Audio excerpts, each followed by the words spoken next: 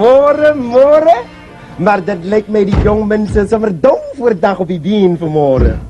Oh ja, die ochtendstond, né? Maak maar die tank vol brandstof. Controleer die olie, kijk of daar genoeg water en die verkoeler is.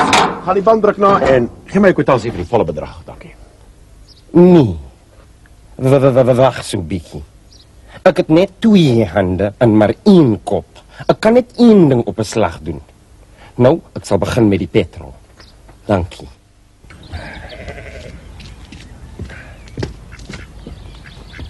En jy die voor in die water opkoop, man? Ja, alles is op. Nou ja, toe. Klim, laat ons gou koers kry. Waar sit so 'n son ook al? Sorg dat hy nie ingeloop word met die velle en die botter en die eiers nie, die Klaas. Sannie Kliprand het nou die dag 1 en 9 die dosyn vir haar se eiers gekry. Maar ons wat nie praat of kla nie, ons swygsaam is, ons kry nooit meer as 'n $1 nie. Sê jy vir hom, ek sê, dis nou hoog tyd.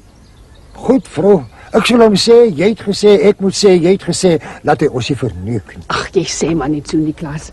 Ek weet mos hoe dit met jou saamgaan as jy moet Sheld praat. Ek sê nie jy gaan jou laat geverneuk nie. Ek stel jou maar net op jou se hoede, ou man. Ek verstaan, vrou. Dankie, vrou. Wederom, vrou. Kom.